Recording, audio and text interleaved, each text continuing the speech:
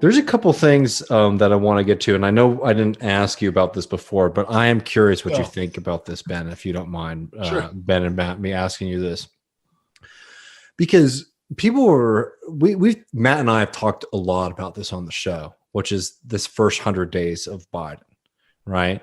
And there are some people on the left who are very much like fixated on trying to, like, one, take credit, saying like the left has pushed Biden to the left, right?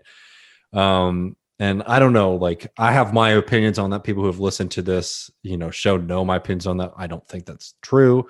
I think that a lot of the things that people are trying to credit Biden for, it's funny to get excited about like the price sticker of like Biden's plans when Trump was doing similar things in office. I think that probably shows you that conditions are dictating certain actions from the government. But I don't know, while we have you here, I'm curious what your sort of general thoughts are on that.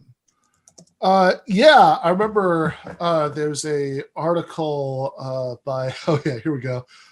So it was in Jacobin last month by Seth Ackerman. And it just has my all-time favorite headline about this, which is Biden's COVID relief bill is the biggest anti-poverty program in ... months, which is literally accurate, right? Like this idea, that everybody like wants to lose their minds and compare it to like the New Deal or the Great Society. This doesn't establish any permanent programs. Yeah. And it's like, it's way less like any of those things than it is like Trump's, COVID relief package, the one at least he was willing to sign and take credit for. And I think that, I mean, I don't know that there's no element of truth in the idea that part of what might have shifted some of the centrist Democrats' rhetorical posture is like neutralizing threats for the left. But I think that if you focus on that too much, I just don't know how realistic that is. It seems to me more like, in general, deficit hawkery is just less of a thing now than it was a couple of years ago, and you can see that even if you look at the Republicans' negotiating positions. Right, and who moved them left, right? Yeah, exactly. We were moving Trump to the left. Yeah, right? exactly. Right. I admitted he was funny. And I'll call people out by name, not in a way of being polemical or like trying to wage war against them. Like Doug Henwood, somebody who I very much respect, has like been very gung ho on this point. And maybe I'd love to have a conversation with him about him in the future. I'm just bringing him up because I don't want to, dance around it. Right. He's been making this point, which I think is fair. Yeah. In the most general sense that like there's a fear on the left of some people have of like saying that anything is good. Right. Yeah. And I will say, I agree with that. I think it's good that we're seeing some response versus no response to the crisis that we're in. I think the mistake, and we did a segment last week on Owen Jones regarding this too, right? I think the mistake that you can make is to like take this as a qualitative shift in our opponent's ideology rather than the state managing the system, and in particular, the conditions that are necessary for capital accumulation to occur in the United States, right? Mm-hmm. They're recognizing that you have to do some stimulus to keep this damn thing going through a global pandemic, right? And again, like we should, cheer for it in the same way that we cheer that the bus driver keeps the bus going. Right? Exactly. I was literally just thinking that metaphor. Like this is like somebody hearing that like thing on the edge of the road when it's like, okay, they corrected. Glad they didn't just keep drifting into the ditch. Like, well done, everybody.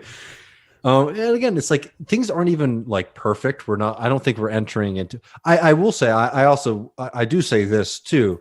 For people on the left who are doing the things that maybe the Doug is like trying to critique, who are always trying to say like, well, let's find the secret person who is like profiting from this or the secret way why childcare is bad or whatever, right? That's the incorrect position, because what you're doing there is like you're getting so fixated on a kind of like Bill Clinton, Obama playbook that you're missing the function of the critiques of Bill Clinton and Obama, if that makes sense, right? Yeah. Like you're saying, oh, well, they're just going to do the same thing, the exact same thing every single time, which is wrong.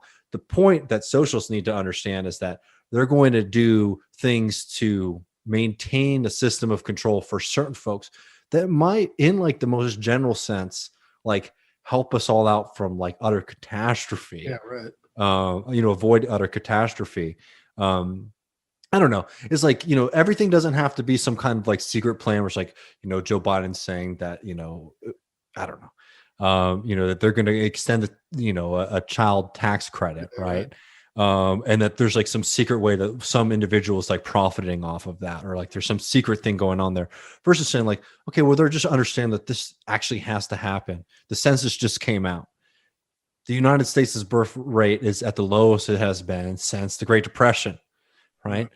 That's a problem for any, like if you're managing a system and managing a country, that's a problem. So it's not surprising that they're implementing some, programs that help people out a little bit. Does that mean that we have moved past neoliberalism? I don't think so. Anyways, I've gone for a little bit, so jump in. No, I definitely agree with that. I mean, I think, I think there are people who bend the stick too far in the direction of like there can't be like you can't acknowledge that some of the stuff that's happening because again deficit hawkery has gone into retreat a little bit, because of COVID and the economic crisis caused by COVID, like they are, I mean, it's Biden is not just doing like the third Obama term. I think that's true. It is a little bit different. And there's nothing wrong with acknowledging that. And frankly, like also there's like the really stupid version of this where like people won't even acknowledge that even if Biden was doing the third Obama term, like that would have still been a significant difference from like a second Trump term. Like those are just different things, mm-hmm. and I just don't understand like the refusal in some quarters to, it's like you're like, they think that they're rhetorically giving something up if they acknowledge that. And I think that's silly, but at the same time, like, yeah, fundamentally, I mean, it is just, no, there's absolutely not been an abandonment of neoliberalism. We're just entering into slightly different conditions where capital is going to act slightly differently. But like, even in terms of the social democratic essentials, Biden's not going to like come around on Medicare for all. Yeah.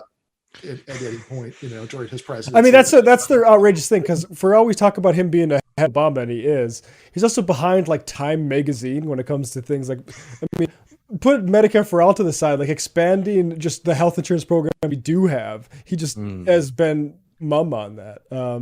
And yeah, I think you're right on the money with that.